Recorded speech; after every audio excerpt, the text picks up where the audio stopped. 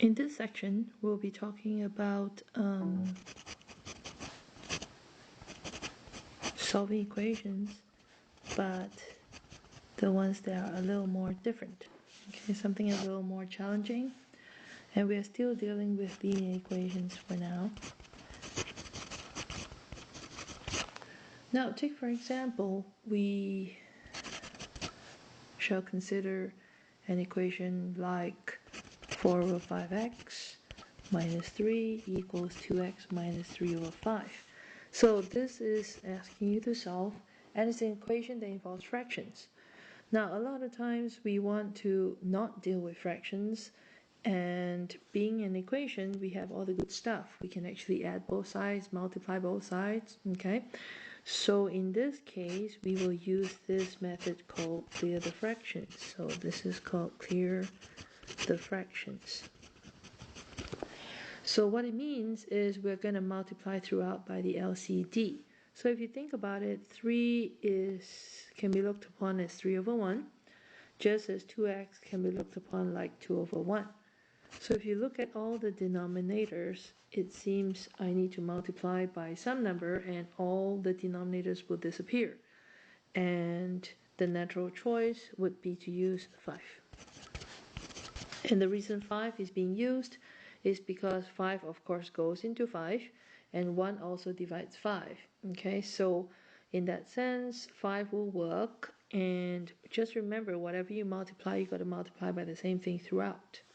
Okay, so 5 into 5 will be 1 time, and what's left is just 4x. So all of a sudden the fraction clears up. Minus 5 times 3, 15, equals 5 times 2x, that's 10x, minus 5 and 5 cancels, because 5 goes into 5 one time, and so the answer is just 3. So this method is called clear the fractions, because we got rid of all the denominators. So clear the fractions by multiplying each term with LCD. That's very important, okay? And you have to do it with every term, not just the ones that look like fractions. If they look like just a whole number, you put it over 1. And then you turn it to look like a fraction, and you still multiply throughout. Okay, so now at least there's no more fractions, so we can bring things together, right? So remember to apply addition property before you apply multiplication property. So if I were to bring the 10x over, it's going to come over as minus 10x, and that will give me negative 6x minus 15 equals negative 3. And to get rid of the minus 15, I'm going to bring it over as plus 15. What I have is negative 6x is negative 3 plus 15, that's positive 12. And if I divide by negative 6 on both sides, it tells me x is negative 2. And that would be the answer. So having said that, consider this problem that sort of looks like a fraction. Let's say x plus 2 all over 5 minus x minus 3 all over 15 equals x over 3. So in this case, if you look at the fraction bar, it's really 3 fractions, okay, and that's 1 here, and 1 here. So if you look at all their denominators, what do you think is the LCD? So remember, LCD is referring to the smallest number that all the denominators can divide. So if you choose a 5, you will notice 3 cannot divide it, or 15 cannot divide it, okay? Or if you choose a 3, then 5 cannot divide it. So what do you think is a number you must choose? So that 5 can divide it evenly, 15 can divide it evenly, and 3 too. Okay, so that number is called the LCD. So you notice 15 is the one, because all of them can divide 15. Okay, so remember LCD is the smallest number that all the denominators can divide.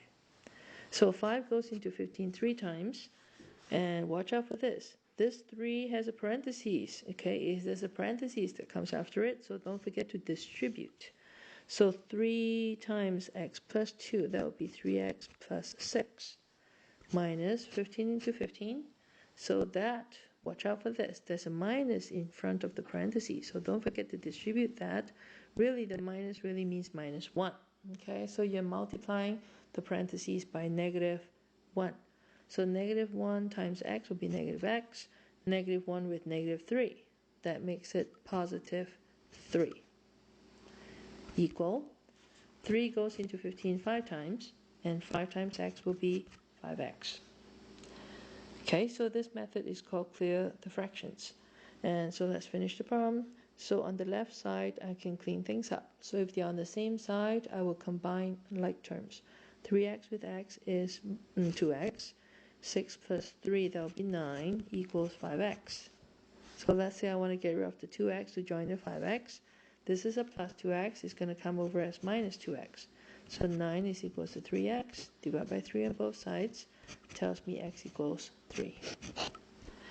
Now, since we just mentioned about this problem, let's get you to understand. This problem was initially written as x plus 2 over 5 minus x minus 3 over 15 equals x over 3. So understand that this is really no different, so I should write this as same as. So how is another way we can write this that makes it look a little more complex? We can write it as 1/5 parentheses x plus 2 minus 1 over 15 parentheses x minus 3 equals 1 over 3x. So when we write it this way, it looks a little more confusing, but all you need to do is put the parentheses to the numerator, and then you'll look at like before again. Okay, so this is one of the ways we can make it look not so pretty, but really it's the same thing.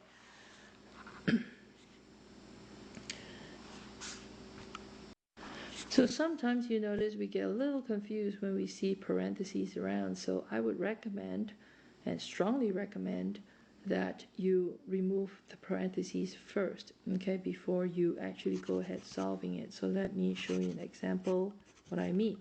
For example, I say, can you solve 1/5 x plus 6 parentheses 1/2 x plus 3 equals -2. Okay, so there's fractions involved and there's also parentheses involved. And we just learned that there's this method called clear the fractions. But I wouldn't recommend that you use that first. So I'm going to suggest that you remove parentheses and then clear the fractions. Okay, so that's my recommendation. So let's see what I'm saying. So 1/5 x stays. The parentheses has a 6 in front of it, so I'm going to multiply. So ask yourself, what's 6 times 1/2 x? So 6 is really 6 over 1. So when you take 6 times 1/2 x, 2 goes into 6 3 times. So what I have is going to be 3x. Next, I'm moving on, 6 times 3. What is 6 times 3? That would be 18, equals -2. So what I just did was to remove all the parentheses. Okay, so in fact there's only one set. So I removed the parentheses. Now I'm looking at fractions and I'm remembering that, okay, I would like to clear the fractions. So I'm going to multiply each piece. Now remember, it's not just the one that looks like fraction. Even the one that looks like whole numbers, they are really over 1. Okay, so you can multiply throughout. In this case, what number will 1 and 5 divide? 5 would work. Okay, and remember, when you multiply, you've got to multiply to every single piece. So the first one, 5 goes into 5 one time, so leaving me with x. This one, 1 goes into 5 5 times, and 5 times 3x is 15x, plus 18 times 5 is 90, equals negative 10. So combine like terms, that will make it 16x plus 90 equals -10. Remove the 90 over as -90. So what I have is 16x is -100. So when you divide by 16, so that would tell me x is -100 over 16. Now remember not to leave your fraction unreduced like this. So I'm going to try to divide by 2 first, making this 108. And then you notice 50 and 8, I can reduce some more. So I'm going to divide by 2, making 50 at 25 and 8 at 4. So my final answer to this question is 25 over 4. So it's enough to leave it as a improper fraction reduced. There is no need to change it to a mixed number. Now what happens if there are decimals involved? Okay, so let's try something with decimal. For example, what's 5 parentheses x plus 3.7 equals 27.05. So similarly, we really should remove parentheses first. That's my strong suggestion. And then in this case, we're going to clear the decimals. So we'll talk about that in a minute. So let's try to reduce it, try to remove the parentheses. Okay, so let's distribute. So 5 times x will be 5x plus 3.5 times 5. What would that be? 3.5 times 5, so that's a 35, carry 3. 15 with 3, that's 18.5. Okay, so 18.5 equals 27.05. Now it's your choice whether you want to continue in decimals, as in I bring the 18.5 over and I subtract. There is another way you can consider, just like how we clear the fractions, we're going to clear the decimals this time. Okay, so there are 3 of you right here. I'm going to choose a number to multiply. Now, whatever you choose, remember it got to be every single piece has to have the same number. So the one with most decimal places is 2 decimal places. So that tells me I have to use 100. So recall, why is 100 chosen? Because when you multiply something by 100, it moves it by 2 decimal places to the right. So like for example, 27.05, that's going to move by 2 places over, making it 2,705. So at least there's no more decimal place. Okay, so 18.5, when I move 2 over, will make it 1850. And 5x is just going to be 500x. So this is just a suggestion that you could use this method. You don't have to. You could leave it as decimals and work in decimals. Okay, so this is just a suggestion that you could consider doing this method. So all right, let's continue. 5 minus 0, that's 5. 5 cannot come from 0. I'm going to borrow. That's a 10, so that's a 5. And that's going to borrow, so that's an 8. Okay, and now I'm going to divide by 500. So x is, so I'm going to divide by 5, right? So 855 divided by 5, that is 1. So it's 5, 35, 7, 35, 0, 5. So it's 1. So it's 171 over 100, which is really 1.71. Okay, so I'm just showing you without a calculator, but recall this class you can actually use a calculator, so by all means use it. And when you take 855 divided by 500, you should still get the same answer, 1.71. So up to this point, it seems like every equation we ask you to solve, there is a unique solution, as in there is only one solution. So let's consider this example over here. So it's 2 parentheses x plus 2 minus 1 equals x plus 3. Now, happily, you're going to remove your parentheses. As always, we want to remove parentheses. And so what happens is 2x plus 3 is equals to x plus 3. I'm going to bring the x over as minus x. What I have is x plus 3 equals 3. And if I subtract the 3 over, it tells me x equals 0. So this is an example of an equation has only one solution. Okay, so this is an example of a one solution equation. All right, now let's consider this equation. 3 minus 2 parentheses x plus 1 equal 1 minus 2x. Okay, so again, happily, you're going to remove the parentheses. So negative 2 distribute, so it's 3 minus 2x. And the minus 2 into 1 is minus 2 equals 1 minus 2x. And when you combine like terms, on the left side, it's going to be 1 minus 2x. And on the right side, it's also 1 minus 2x. Now, even if you don't notice anything weird, you're going to add 2x to both sides. And what's going to happen is you end up with 1 equals 1. So notice that all variables are gone. Okay, all variables gone. And you end up with matching numbers. So keep that in mind. Matching numbers does not have to be 1 and 1. It could be 5 and 5, 10 and 10, -5 with -5, or whatever. Okay, so long as the two numbers are the same. So if that's the case, what would you conclude? Okay, so your conclusion would be that it is an identity. So in your book, they use infinitely many solutions. Okay, so when there are matching numbers, then you conclude as infinitely many solutions, meaning you are trying to look for values that you can put into X so that they match on both sides. But you notice, regardless what X you use, the two numbers is still 1 and 1. Okay, so they will always match. So in that sense, there's many numbers you can use, and so this is the type of equation that we call it the identity. Okay, but the solution, but that's just type. It tells you what type of equation is this. But if you want to answer the question of solving, okay, so what is the solution? You will say there's infinitely many solutions. Now this is what your book is using. Now in some books, they actually are a little more specific.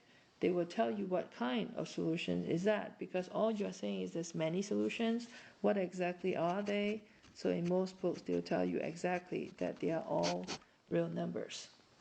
Okay, so infinitely many solutions just tell you there's a lot. It doesn't tell you what they are. So you can be a little more specific by saying it's all real numbers. Now, if you look at your exercise on 2.3, they did not require you to solve. All they are saying is to determine whether there's one solution or an identity or no solution. So in this case, it's an identity. Okay, but in response to the solving question, you should answer it as either infinitely many solutions, or a better answer would be all real numbers. So let me show you the last scenario. What can possibly end up with no solution, for example. 7x minus 1 minus 4x, okay, equals 3x plus, let's say, 7. Okay, so if you combine like terms on the left, you will notice you end up with 3x minus 1, and on the right is 3x plus 7. Now, even if you don't notice anything weird, you're going to subtract 3x on both sides, thinking of collecting them together, but it turned out that they got cancelled off both sides. Okay, and on the left is a -1, and on the right is a 7. So you notice, once again, all the variables are gone. Okay, but what you have left are mismatched numbers. Okay, so the leftover are mismatched numbers. So that brings you to a different conclusion. So instead of saying there's infinitely many solutions, is the other extreme. There is no solution. Okay, because your job is to find for x values that will make both sides equal. But no matter what you put in, the left side will always be -1, and the right side will always be 7. So there's no way you can match them. So that's why this is the other extreme, where the answer is no solution. So that wraps things up. There's 3 types of equations you will see. The ones that end up with one solution, or infinitely many solutions. But to be more specific, it's all real numbers. Okay, and the last scenario is that there's no solution.